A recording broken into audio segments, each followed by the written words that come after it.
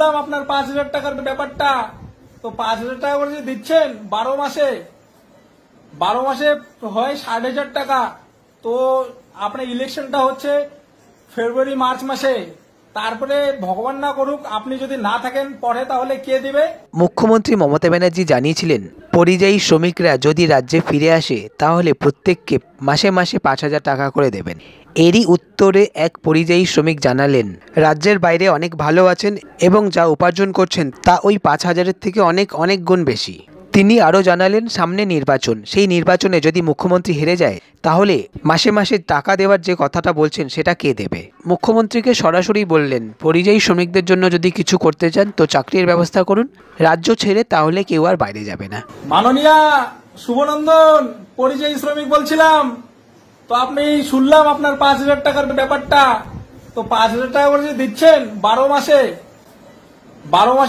হয় 60,000 টাকা।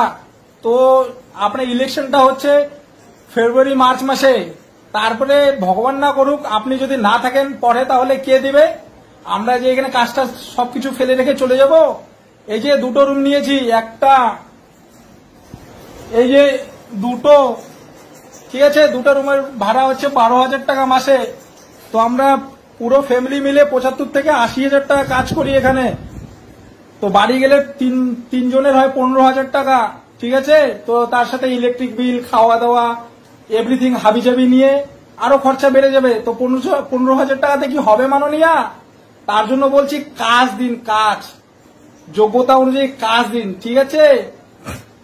বিশ্বাস না হলে নিউ কোচবিহার স্টেশনের বৃহস্পতিবার আর শনিবার গিয়ে একটু 3:15টার দিকে দাঁড়িয়ে থাকবেন, তাহলে দেখবেন কতগুলো মানুষ ডেইলি রাজস্থানে আসছে, ঠিক আছে মাননীয়া। আপনার কাছে বিনীত নিবেদন, যোগ্যতা অনুযায়ী কাজ দিন, ঠিক আছে।